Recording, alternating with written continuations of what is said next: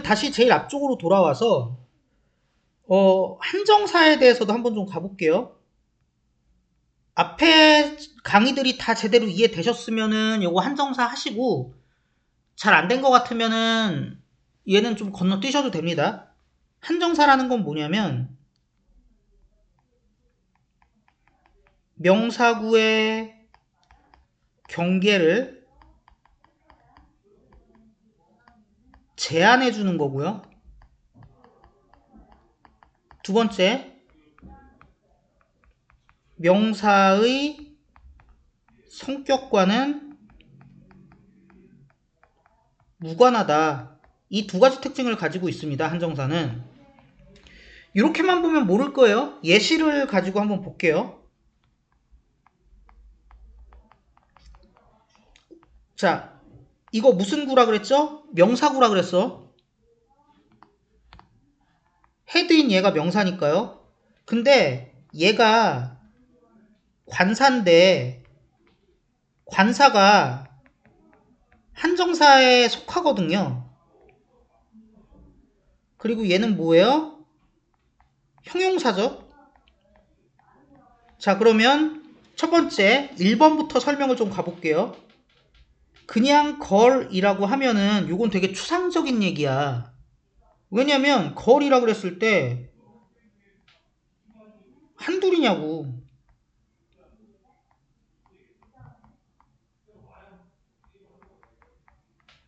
끝도 없지. 근데 한정사인 어를 붙이면 어떻게 됩니까? 얘 언제 쓰는 거예요?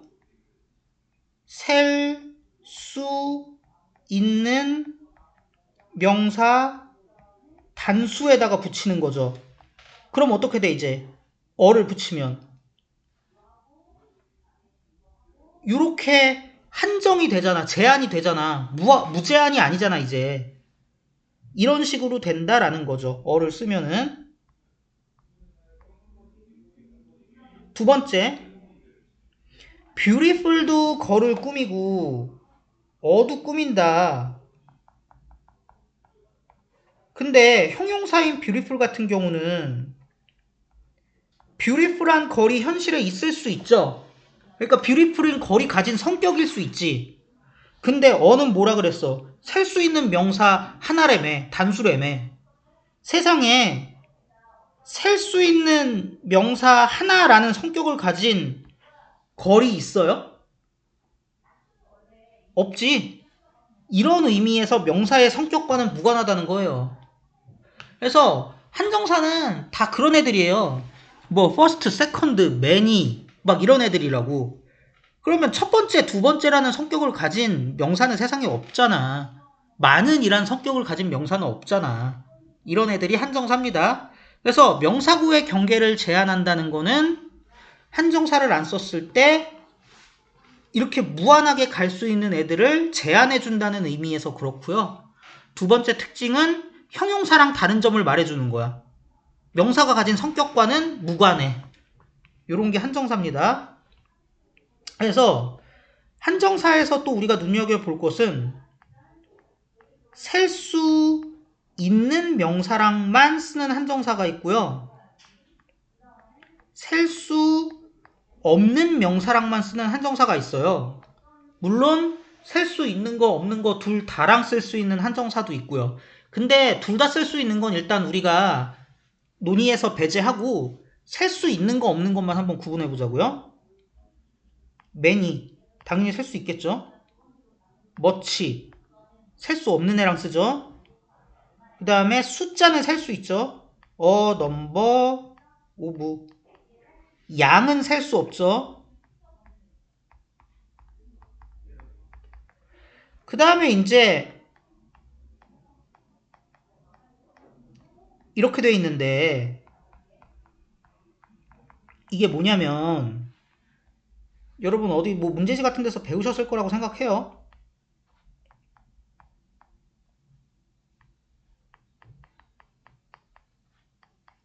얘네가 뜻으로 가면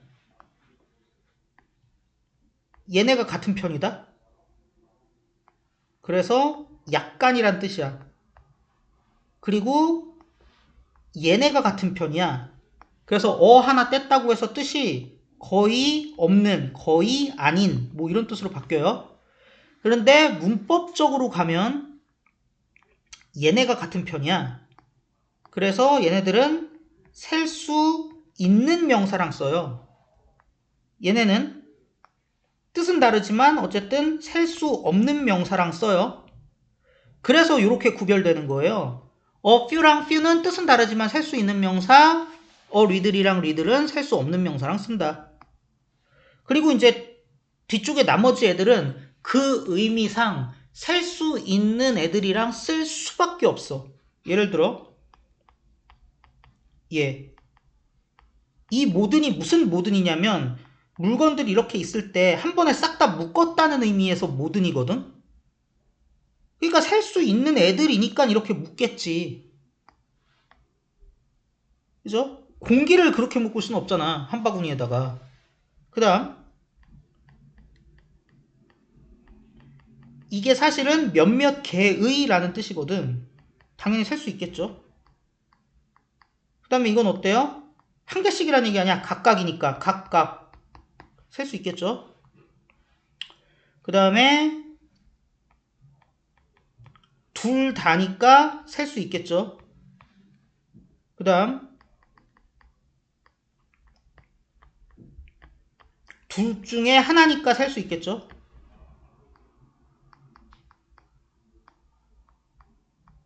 둘 다 아닌이니까 셀 수 있겠죠. 요런 식으로 구분을 하신다. 이거보다 더 많은데 그것까지는 안 바래. 여기까지만 알아놓으시면 제가 볼 때는 충분합니다. 이렇게 보시면 되고요. 조금 더 가볼게요.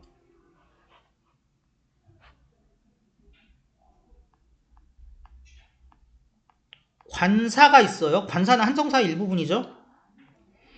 근데 그 안에 부정관사 어는 언제 씁니까? 셀 수 있는 명사 한 개일 때 씁니다. 그러면 정관사 더는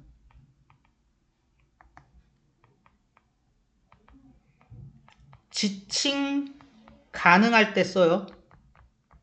근데 지칭 가능하다는 건 뭐냐? 서로가 모두 안다라는 얘기예요.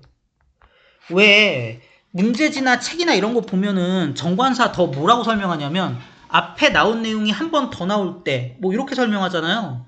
근데 앞에 나온 내용이 한 번 더 나온다는 건 무슨 얘기야? 이미 앞에 나와갖고 너도 나도 안다는 얘기잖아요.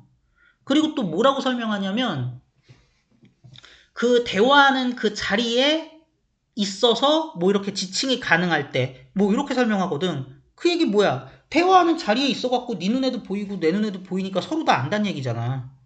정관상 그럴 때 쓴다고. 그리고 그 얘기는 바꿔 얘기하면 정관사 쓸지 말지는 그 명사가 셀 수 있는지 없는지 여부와는 관련이 없어. 그냥 너도 알고 나도 알아? 이거면 돼. 그렇다면 다음과 같은 그 분류가 가능합니다. 맨 처음에 물어보는 거야. 지칭 가능해? 너도 알고 나도 알아? 근데 너도 알고 나도 안 돼. 그럼 어떻게 돼? 덜을 써야겠죠? 지칭이 가능하니까 끝. 여기서 끝이야. 더 이상 셀 수 있고 없고도 따질 필요도 없어. 근데 지칭이 안 돼. 너만 알든지 나만 알든지 뭐 둘 다 모르든지 막 이래. 그러면 한 번 더 물어봐야 돼.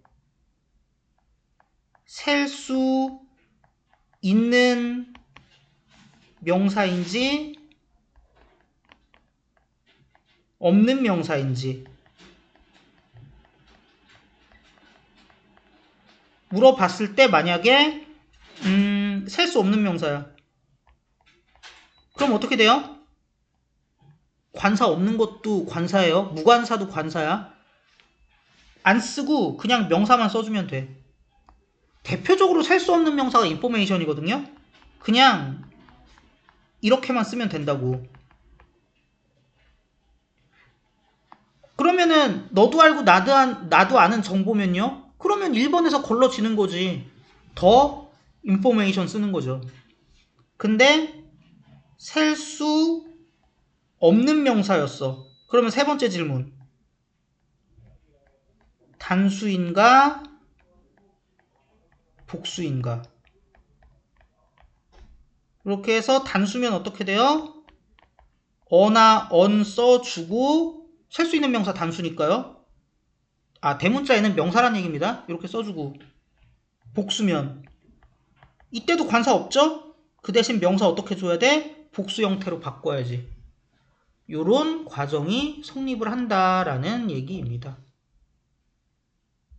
되셨을 거라고 봐요.